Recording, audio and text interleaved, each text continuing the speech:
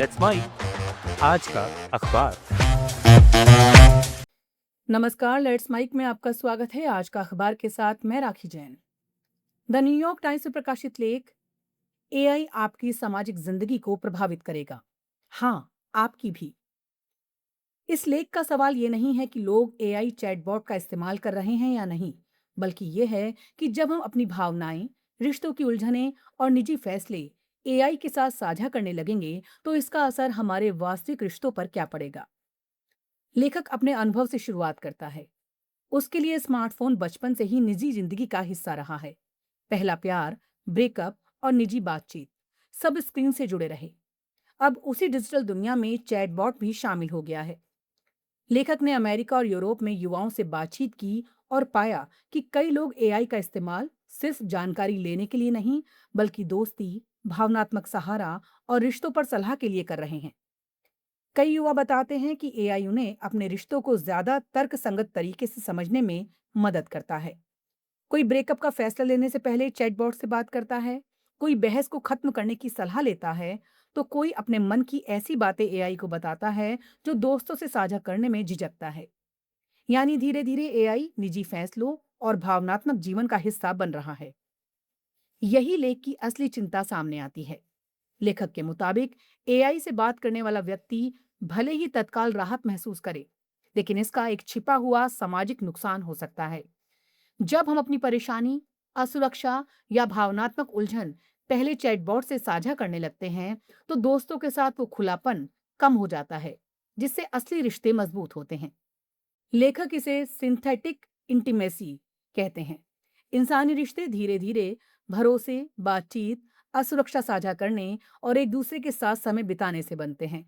लेकिन चैटबॉट हर समय उपलब्ध है, बिना थके सुनता है और तुरंत जवाब देता है। इससे इंसानी रिश्तों की स्वाभाविक जटिलता और धैर्य हमें ज्यादा कठिन लगने लग सकता है। लेख में एक दिलचस्प उदाहरण दिया गया है। एक युवक अच्छी डेट के बाद अपने दोस्तों को बताना चाहता था, लेकिन वो सो रहे थे। उसने चैटबॉट से कहा, ऐसा व्यवहार करो जैसे मैं अभी डेट से लौटकर तुम्हारे साथ बात कर रहा हूँ।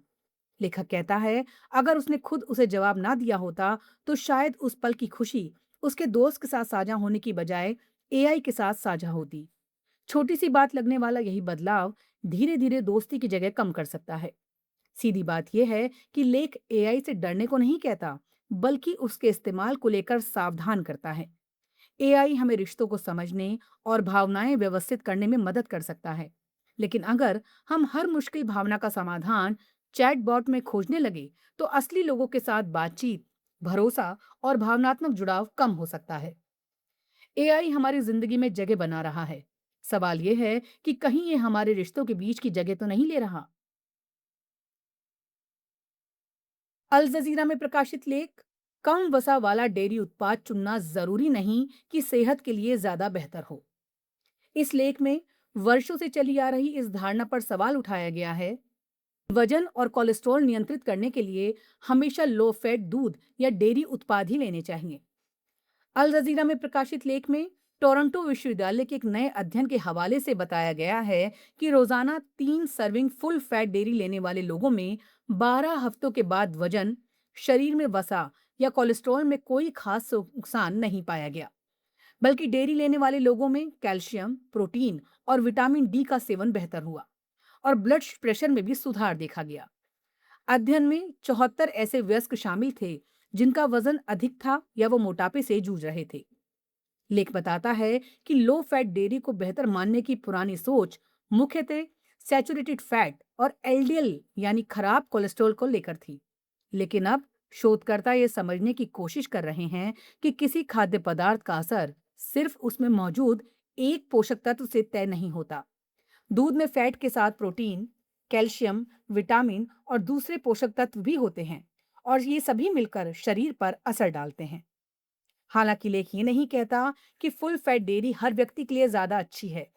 इसका सीधा संदेश इतना है कि केवल फैट कम है इसलिए ज्यादा स्वस्थ है, ये मान लेना सही नहीं। किसी भोजन को पूरी संरचना और व्यक्ति की पूरी डाइट के संदर्भ में देखना जरूरी है। यानी दूध का चुनाव सिर्फ पैकेट पर लिखे लो फैट या फुल फैट देखकर नहीं, बल्कि अपनी जरूरत और पूरी खान पान की आदतों को ध्यान में रखकर करना चाहिए। डॉन में प्रकाशित संपादकीय फेल्ड बाय द स्टेट। इसमें पाकिस्तान में बच्चों के साथ हो रहे अपराधों की भयावह तस्वीर सामने रखी गई है। 2026 के पहले 6 महीनों में ही बच्चों के साथ दुर्व्यवहार के 1914 मामले सामने आए, यानी औसतन हर दिन 10 से ज्यादा मामले। इनमें 1015 यौन शोषण, 558 अपहरण, 101 बच्चों के लापता होने, 35 बाल विवाह और 98 मामले यौन शोषण से जुड़े अश्लील कंटेंट के थे। 49 नवजात बच्चों को सड़क किनारे छोड़ दिया गया। संपादकीय की सबसे चिंताजनक बात यह है कि 43% मामलों में आरोपी बच्चे का परिचित था और 45% घटनाएं बच्चे के अपने घर में हुई। यानी खतरा अक्सर वहीं मौजूद है जहां बच्चे को सबसे सुरक्षित होना चाहिए। लेख ये भी कहता है कि 2025 की तुलना में मामलों की संख्या थोड़ी कम हुई है, लेकिन इसे सुधार नहीं माना जा सकता, क्योंकि ये आंकड़े केवल उन मामलों के हैं जो अखबारों में सामने आए। वास्तविक संख्या इससे कहीं ज्यादा हो सकती है। पंजाब में अकेले करीब 80% मामले दर्ज हुए और सबसे संवेदनशील माने गए।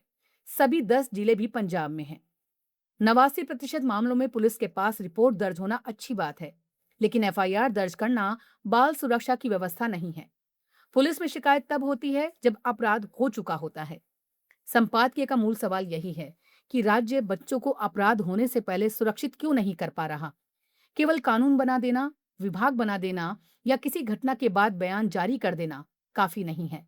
जरूरत है प्रभावी बाल संरक्षण तंत्र, प्रशिक्षित पुलिस और सामाजिक कार्यकर्ताओं, सुरक्षित स्कूलों और मोहल्लों, तेज न्यायिक कार्रवाई और ऐसी व्यवस्था की जहां बच्चे बिना डर अपनी शिकायत कर सके। आखिर में संपादकीय साफ कहता है, सरकार का काम सिर्फ अपराध दर्ज करना नहीं, बल्कि उसे रोकना है। अगर 6 महीने में हजारों बच्चे शोषण, अपहरण और हिंसा का शिकार हो रहे हैं, तो राज्य को इस बात का जवाब देना होगा कि उसने बच्चों को सुरक्षित रखने के लिए समय रहते क्या किया। द डेली स्टार में प्रकाशित संपादकीय ईंधन आयात के निजीकरण में जल्दबाजी ना करें। इसमें बांग्लादेश सरकार के उस प्रस्ताव पर सावधानी बरतने की बात कही गई है, जिसके तहत निजी कंपनियों को रिफाइंड पेट्रोलियम उत्पाद सीधे आयात कर उन्हें बाजार में बेचने की अनुमति देने पर विचार हो रहा है। अखबार मानता है कि मौजूदा ऊर्जा संकट और बढ़ते ईंधन आयात खर्च के बीच नए विकल्प तलाशना जरूरी है, लेकिन ऊर्जा सुरक्षा जैसे संवेदनशील क्षेत्र में कोई फैसला जल्दबाजी में नहीं होना चाहिए। लेख का मुख्य डर यह है कि निजी कंपनियों को बड़ा हिस्सा मिल गया तो बाजार कुछ कंपनियों के हाथ में सिमट सकता है। इससे कार्टेल, जमाखोरी, कृत्रिम कमी और कीमतों में मनमानी का खतरा बढ़ सकता है। अखबार बांग्लादेश के बिजली और एलपीजी बाजार का उदाहरण देते हुए कहता है कि निजी क्षेत्र की भागीदारी के पिछले अनुभव हमेशा अच्छे नहीं रहे हैं। एलपीजी बाजार में नियामक व्यवस्था के कमजोर होने से कंपनियों पर कीमतों को प्रभावित करने और कृत्रिम कमी पैदा करने के आरोप सामने आते रहे हैं। संपादकीय के मुताबिक प्रस्ताव इसलिए भी चिंता पैदा करता है क्योंकि सरकार ने इसे बहुत तेजी से आगे बढ़ाया। एक निजी कंपनी ने मई में प्रस्ताव दिया और महज कुछ ही समय बाद सरकारी ऊर्जा विभाग ने इस पर प्रक्रिया शुरू कर दी। यहां तक कि बांग्लादेश पेट्रोलियम कॉरपोरेशन की जिस समिति को प्रस्ताव की समीक्षा करनी थी, उसे भी बेहद कम समय दिया गया।